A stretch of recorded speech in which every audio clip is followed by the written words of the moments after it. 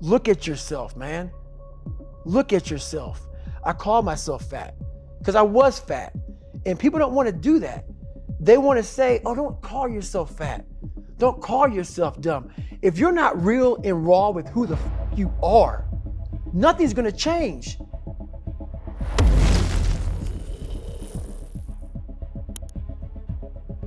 And in this nice new world that we live in, we want to hear, you're just a little big. No, man, you might be fat. And it's okay to hear that from yourself. Once you realize it, and you have to realize it, you got to call yourself out. Addressing it is very small. How you address it is you face it.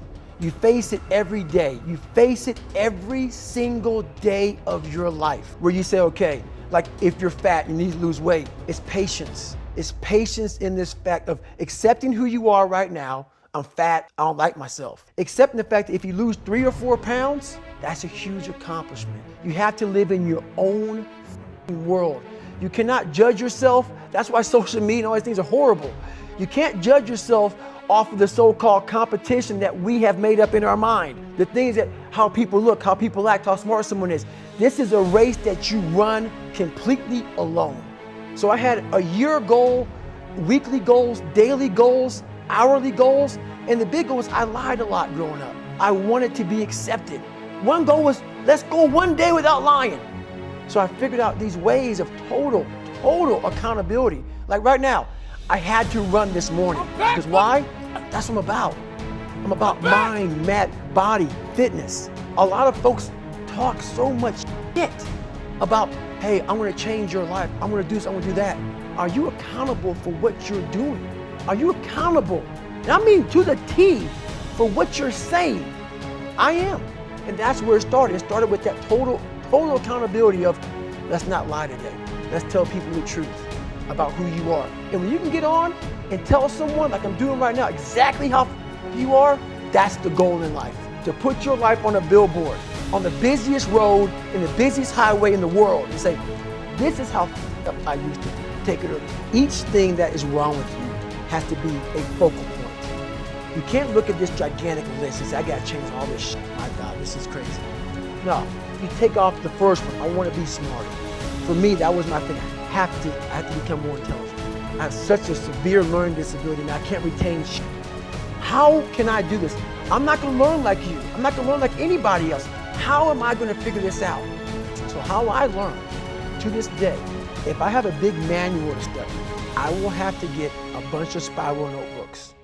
And each page, I have to write each page out, maybe 10 times. You gotta strategize on each problem you have in life. Slowly break down that problem. Don't think about all the problems you have, just one at a time. And before you know it, you fix all these problems, but you cannot focus on all of them, just on the one thing at a time. Mediocrity is everywhere right now. And we're always trying to find an easy way out. We surround ourselves around people that make us feel great. They tell us what we want to hear. The second we put ourselves amongst the uncommon people, we don't like that feeling. We don't want that person who's constantly challenging our weaknesses. We want that person who's constantly, making us feel nice and good and secure in ours. That's the mediocrity of life. We want to be the best amongst the average people.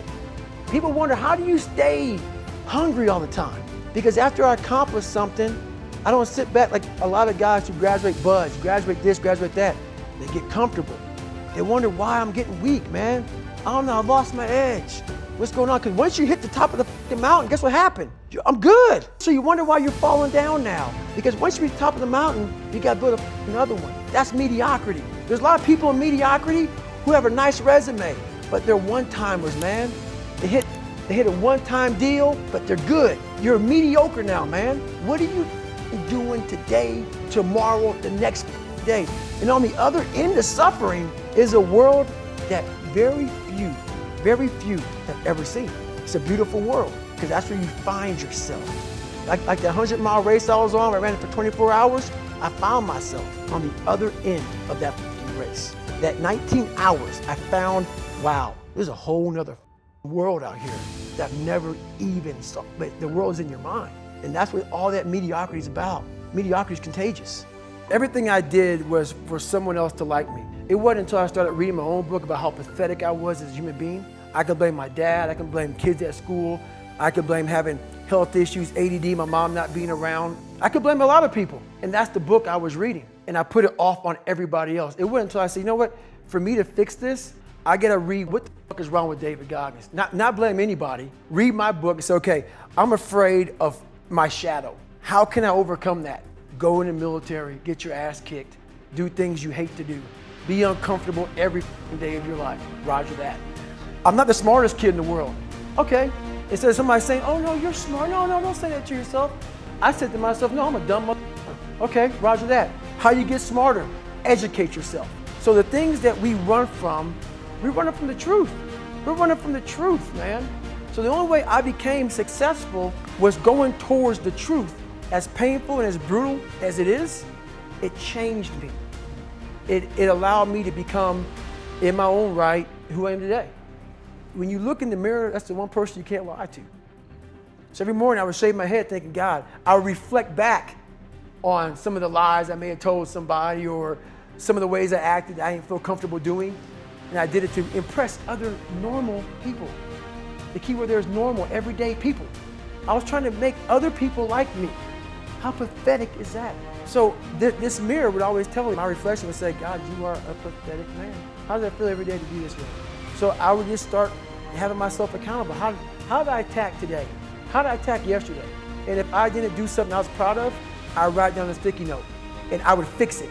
Everything I do, I'm not really comfortable doing. But if you choose to go that route, to go be a Navy SEAL, you might as well go be the hardest motherfucker in the world. Because if you're choosing to do something, you have two routes. You can go there and be a little weak person, and that's your reputation. Or you can go through the hardest guy you can possibly be, and that's your reputation. So my whole thing is, if you're gonna choose to open that door in Iraq or Afghanistan, open the motherfucker and go in hard. Because they're gonna remember you by slowly opening it and peeking in. So if you're gonna open it, and you made the mind to open it, don't crack it open. Open the fucking door, go in. That's with life. If you're choosing to do something, attack it. Because they're gonna remember you as not attacking it. So I want to be remembered. You can hate me, but there's one thing you can't say about me. I didn't attack it. Come on, 23. Come on, 24. One more, David. One more. Carry the boats. You're gonna do it. You're gonna do it. You're gonna do it. You did it. Yeah.